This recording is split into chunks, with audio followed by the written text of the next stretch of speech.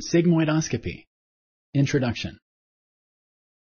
During sigmoidoscopy, the doctor examines the end of the colon. Select true or false.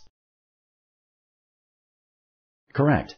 Sigmoidoscopy examines the end of the colon.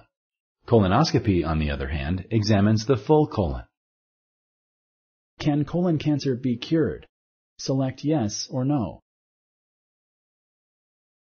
Correct. Colon cancer can be cured if found early.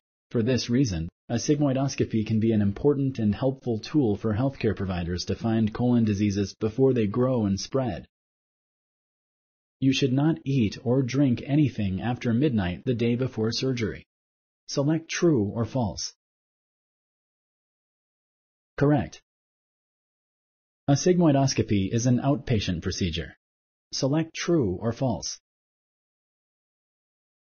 Correct. This means you will go home the same day. Sigmoidoscopy is a safe procedure. Select true or false. Correct. Sigmoidoscopy is a very safe procedure. Complications are rare and can be treated if they happen.